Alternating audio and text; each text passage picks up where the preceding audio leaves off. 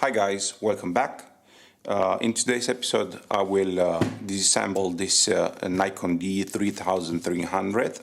Actually, this is only the first video of this the complete tear down of this camera. In this episode I will take the back and I'm gonna show you how to disassemble all the components placed on the back of the camera. In the next one, probably I will make a video on how to open, disassemble, service and repair the top of the camera, because usually these cameras are the way are assembled. The first thing that comes off is the back, then the top. Even if most of us we think that the middle part of the camera, let's say if someone wants to replace the motherboard, it's enough to take the back of the camera and then go straight to the motherboard, which it is very possible, but the best way to do it, I realized that the best way to do it is to take the back, take the top, and then reach the middle frame of the camera, where you can do repairs on the middle part of the camera, which is the motherboard, the CCD image sensor or shutter, or the whole mirror box that you can replace. So basically this is a fully functional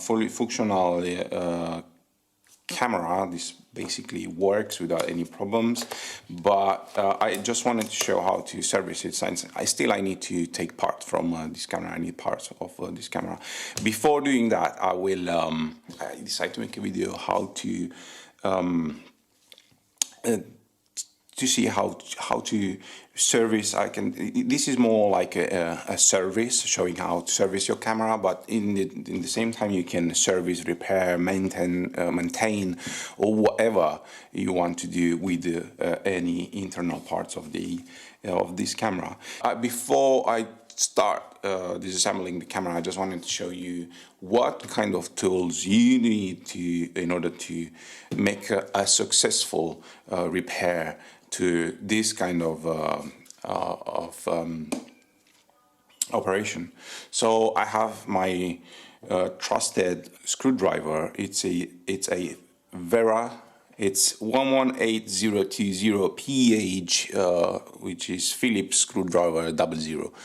This is one of the best screwdrivers I ever had. I had lots of them in my life, but so far this is the best screwdriver. Still, in order to make it a bit better, I have to flatten a bit the head of the screwdriver. The next one, this is the most important part in order to reach components inside of your camera, but also you need something like this. This is a CRT 868. It's the only thing that says. You can find this everywhere online. They are different, actually they're all the same, but it's used in different applications. It's good for repairing not only cameras. You can repair phones, for example. You can repair a lot of computers. But this is really essential tool to start making your maintenance, repair, whatever to your camera. So remember, this is plastic, and I'm going to show you can open different parts on the camera where absolutely is needed a plastic tool and not a metal tool. Next one, this is not necessary to have. It's just to clean your camera, and inside I have this brush. It's a really stupid brush. But I like it because I can change it. I can change the shape or whatever in the way I want it. So it's really good. It's really easy, extremely easy to clean it. I just wash it with water and soap, and you clean it. And then I use the hair dryer to dry it, which is really handy and quick. So next one, it's a set of tweezers. Definitely you need a set of tweezers, not the ones of your girlfriend, okay? Still, that would be, it is good, it's better than nothing, but a proper tool, a proper set of tweezers is really good and handy. And believe me, I changed so many. I still have, which I don't need this one. This is since I was kid. We're talking about like 20 and something years ago, and I still use these tweezers. Are amazing, as you can see, it's made in Japan, and are amazing. But these are quite big, so I'm gonna use. I do prefer the small one. This you can buy this one online. You can the model is BZA2. These are extremely mega idea. These are extremely one of the best Chinese tools you can find on the market. They are extremely good and very resistant. By the way, guys, if you think these introductions are too long and are too boring, just let me know down below, down the comment section, just to understand if you guys prefer having an introduction of what I'm doing, what I'm gonna do, or you just prefer to start to see a video that starts straight away with the proper work. So let's start opening this camera finally. So again, the best tool for this is because you can't scratch. If you use your tweezers here, there's a high risk to scratch your camera. And when you do this for clients, or when you do this very regularly, basically you risk to damage your client's camera, and that's really bad. So you need, in order to reach your screws, you need to take this back off, this back rubber off from your camera. And the best place to put this is on this. This is it's not a normal paper. This is a paper that comes from stickers. You know, there are different stickers on that paper, glossy paper. So I use this paper to not put the rubber in a wrong place where he can pick up dust, and then the sticky side of the rubber will not stay anymore as it should. So this is the first step, and we're gonna need to take even this rubber off completely. It's a bit hard to take it off, but you're gonna see it. You can either take only this part and disassemble, but then there are screws down here and underneath here. There's another screw. I don't know if you can see it. There's another screw. So I prefer to take it all off and then just work with the camera. I realize it's way better if you take completely. There are very few cases where and there's no need, but it's way better if you take the rubber off completely. So the first thing first screw is this one. I hope you can see. And remember the place, the position of any screw. There are another screws underneath here. You need to take this little rubber viewfinder, I don't know how to call it, whatever, thing off, and we're gonna take these screws on the top here. You can't see, guys, I'm sorry, but you might understand what I'm doing. So this is one here. Again, remember where you put the order of your screws. And this other one here also. This screw head, it's really tiny, but because I have this amazing screwdriver, I'm able to do to use on different screw heads. If it's tiny, you probably need to change. If you don't have a good screwdriver, you probably need to change. I'm gonna do different. I'm gonna try to do a different perspective in order to see what. But you can see, yes. So taking off, this is quite hard. Take it off. Take this screw off. You can use your hands or you can use your tweezers to take your screws out. Okay, going forward. Next, on the side, on the left side, you have two screws hidden in here. Down here, I'm gonna put this like that in order to see it.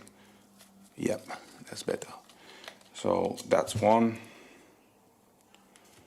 and this is the second one.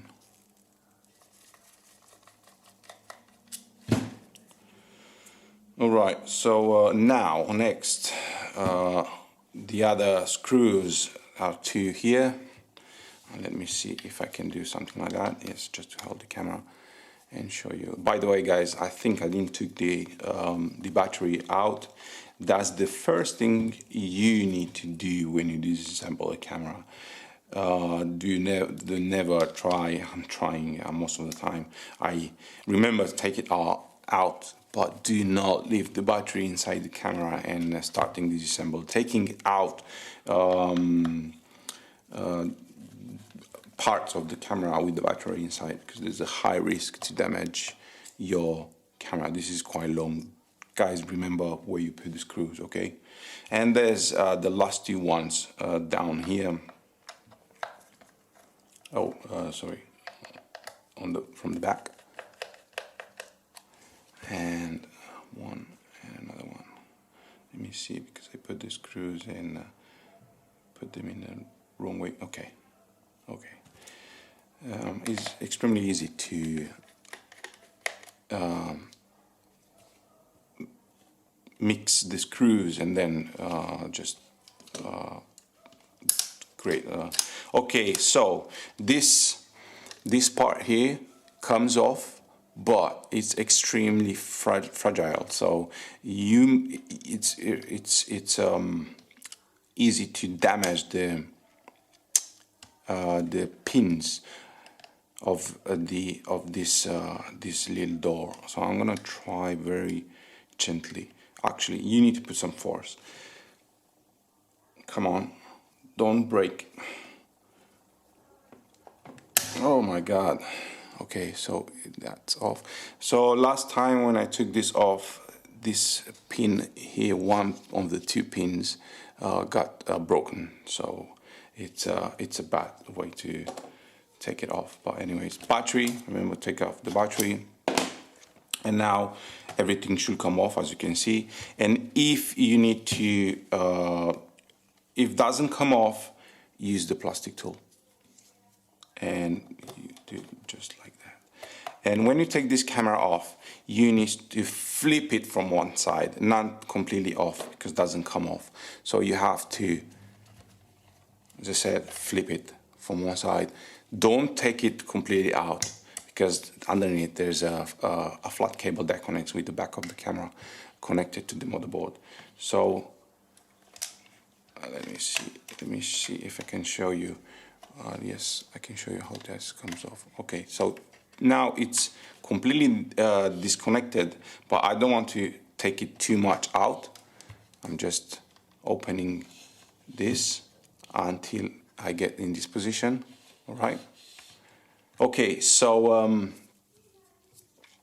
you open like this, and then again your plastic tool, you go here. Don't be careful on we decide, go somewhere when there is more space, empty space, and just flip like that. Okay, so this is done. So I'm gonna put this aside. Next, on the next video, we're gonna see the other parts. We're gonna reach the other parts of the camera.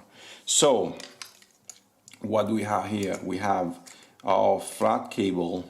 This is the flat cable of the LCD connected with this board here, and this is the light. I'm gonna disconnect this. I will show you how to take it out.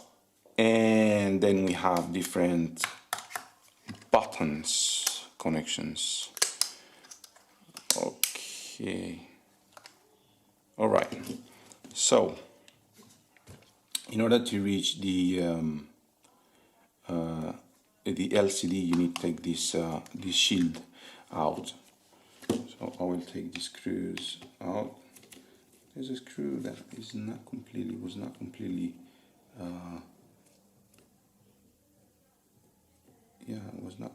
in. Anyways, so before I'm doing that, I will take the disconnect the flat cable. So the flat cables, the way you disconnect. So for those who never open a flat cable, this is the way you do it. You have to do it. Use your plastic tool only with plastic tools, and grab it from the middle or somewhere, and just slightly move it, and again do this movement on this is a really big flat cable, so you need to do all like that, or if it doesn't go, just put in somewhere in the middle and push upward, like in this position. Usually Canon, that's why I was showing you this tool. Usually Canon has a hole somewhere around here, somewhere in here, where you can grab this stuff and pull it out, which is really handy. But in this on these cameras, I think Nikon doesn't do that. But you can use your hand and take that out. The second connector is for the light, which is this one. Where is it? Okay, this one again, the same, and very gently. I have these tweezers with some on the top of it. It's some protection. It's plastic protection.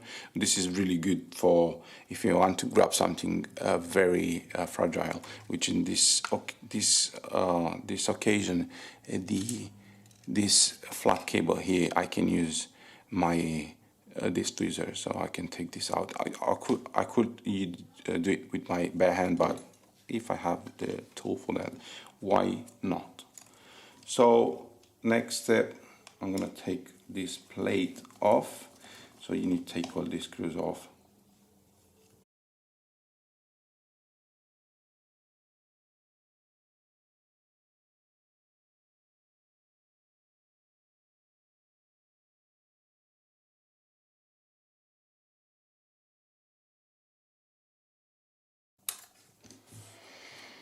Okay, again, my plastic tool. This is now, it should be, yes, it's completely off. And now, in order to reach the LCD screen, I need to disconnect these other two screws.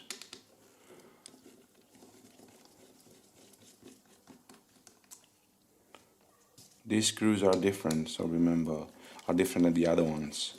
So these two ones, so remember to put it in a different place. Okay, so we might be able to take everything out. Yeah, so if you need to replace, if you have any damaged button, any button that doesn't take any action, any commands when you push on it, this is the part that. Okay guys, so as usual my battery get flat and I wasn't able to continue the video. Anyways, so I was explaining the last part I took it off, which is this part here. So basically this is one complete part, where this is for the buttons, where all the buttons are. And in the same time we have even the LCD, I think it's LCD driver.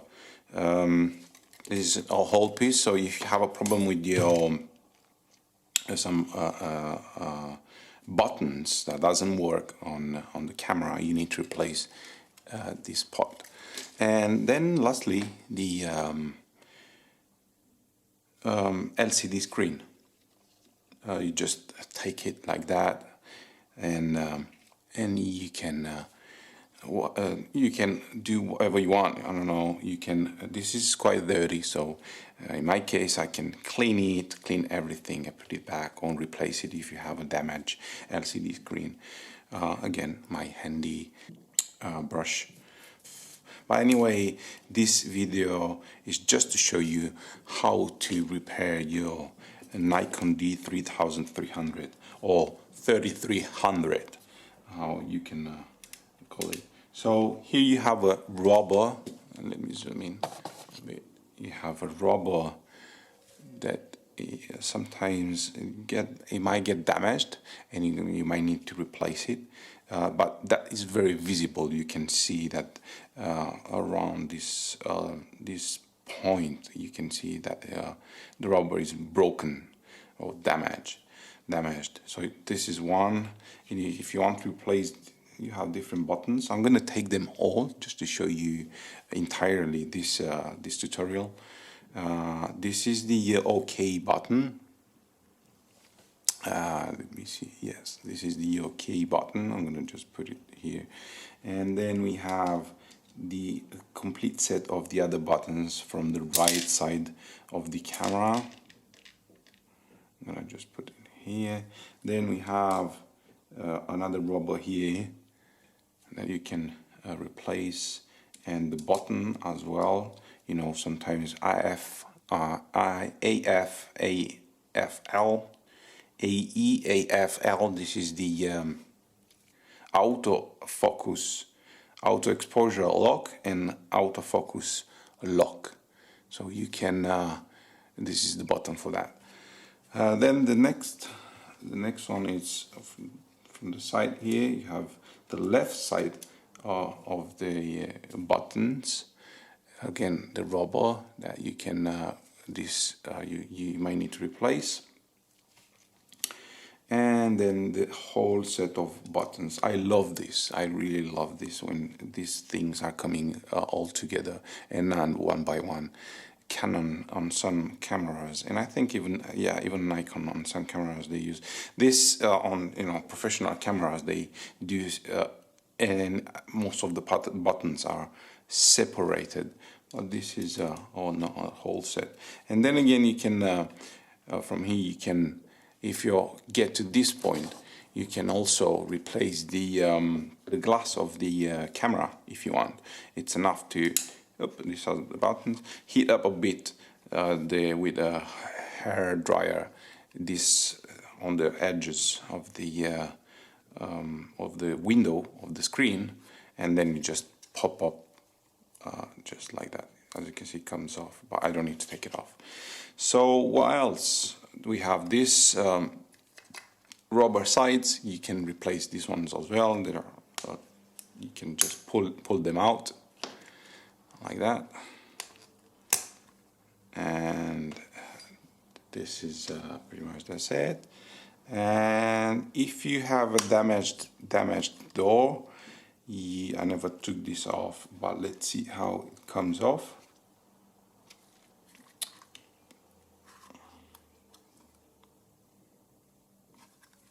I can't see. Oh, okay, it's coming off. So it's enough to pull it out,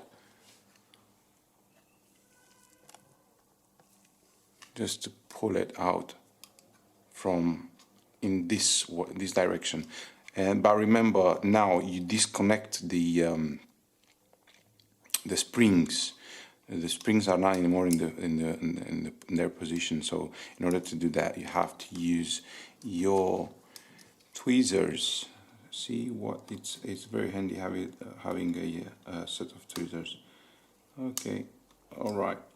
So that comes like that, and now I just flip this over, and now it's back on its place.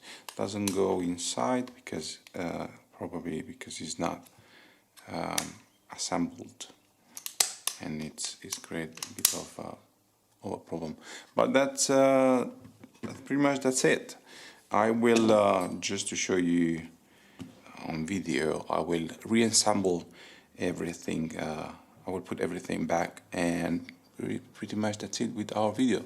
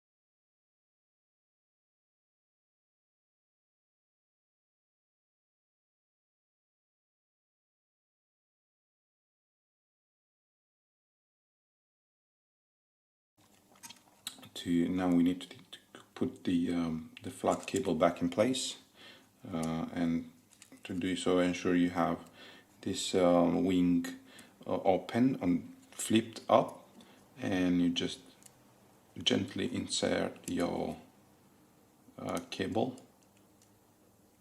Usually I go closer with my head, but I will cover the the camera, the view of the camera, and then you can either ensure you have, if it's too, okay, now I'm gonna open it back just to talk a bit more about this, because it's really fragile and is easy to damage. So you either pull it completely like that, but you need to be somewhere in the middle. And if you feel that it bends in the more in the middle and on the sides doesn't go all together, don't don't continue. Just try to something more flat. And in this case, I'm using just to show you that you can use something like this tool.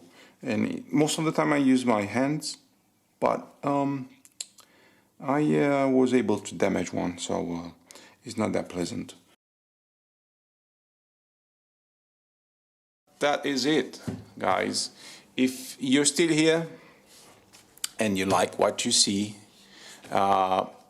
just consider to put a thumbs up, subscribe, and share this video.